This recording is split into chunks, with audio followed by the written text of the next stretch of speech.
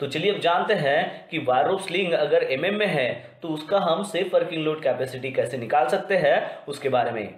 तो इसके लिए हम एक एग्जांपल लेते हैं ताकि आपको अच्छे से समझ में आए।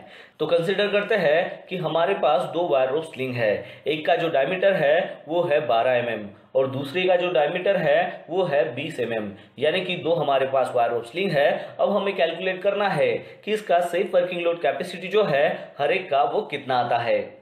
तो सबसे पहले देखते हैं कि हमारे पास एक जो स्लिंग है उसका डायमीटर है 12 mm। अब हमें 12 mm डायमीटर वाली जो स्लिंग है इसका सेफ वर्किंग लोड कैपेसिटी निकालना है। तो इसका सेफ वर्किंग लोड कैपेसिटी निकालने का जो फार्मूला है, जैसा कि इसके पहले हमने देखा था, इससे थोड़ा अलग है। इसका फार्मूला है safe working load is equal to D square multiply by 12.4।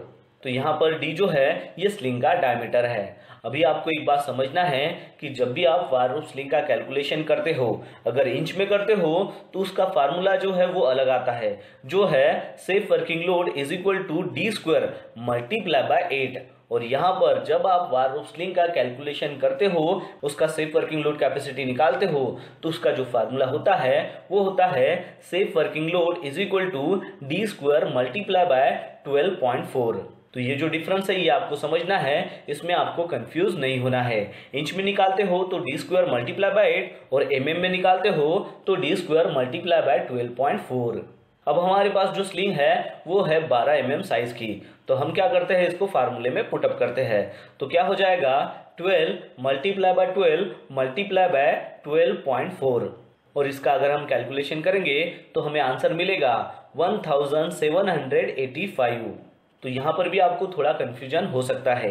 तो ये जो आंसर आया है, अब आप बोलोगे कि इसको हम टन में लिखेंगे, इसका यूनिट जो है वो टन में आएगा, लेकिन ऐसा नहीं है। ये जो यूनिट रहेगा ये रहेगा केजी में। यही आपको डिफरेंस समझना है। जब आप इंच में कैलकुलेशन करते हो तो आपको जो है आंसर जो मिलता है वो टन में मिलता है, लेकिन जब आप एमएम में कैलकुलेशन करते हो तो उसका जो आंसर है वो आपको केजी में मिलता है। ये आपको ध्यान में रखना है। अब आपको केजी को अगर टन में कन्वर्ट करना है तो आपको पता होना चाहिए कि एक टन जो है वो होता है 1000 केजी।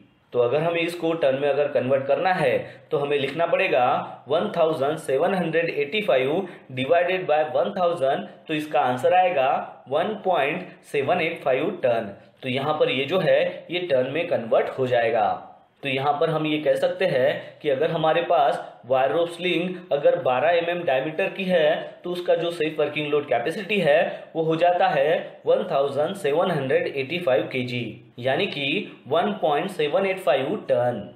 अब जानते हैं कि हमारे पास दूसरी डायमीटर का जो है दूसरा स्लिंग है जो है 20 mm डायमीटर। अब इसका भी हमें सेफ वर्किंग लोड कैपेसिटी निकालना है। तो सेम जो है ये वैल्यू हम फार्मूले में पुटअप करते हैं और देखते हैं कि क्या आंसर आता है। तो safe working load is equal to हो जाएगा 20 मल्टीप्लाई बाय 20 मल्टीप्लाई बाय 12.4। यहाँ पर हमने 20 दो बार क्यों लिया, क्योंकि ये डी स्क्वायर है, यानी कि डायमीटर का स्क्वायर है, इसलिए हमें 20 का दो बार जो है वो मल्टीप्लीकेशन करना है। और इसका अगर हम कैलकुलेशन करेंगे तो हमें आंसर मिलेगा 4960 केजी। और इसको अगर हमें टन में कन्वर्ट करना है तो सिंपली इसको हमें 1000 से डिवाइड करना पड़ेगा, यानी कि 4960 डिवाइडेड बाय 1000। तो इसका आंसर आएगा 4.960 टन। यानी कि हम ये कह सकते हैं कि हमारे पास अगर wire rope sling 20 mm diameter की है तो उसका सेफ वर्किंग लोड जो कैपेसिटी है वो आता है 4960 केजी, यानी कि 4.960 टन। तो आपको यहाँ पर अच्छे से समझ में आ गया होगा कि वायर रोप स्लिंग अगर हमारे पास एमएम में है तो उसका हम सेफ वर्किंग लोड कैपेसिटी कैसे निकाल सकते हैं।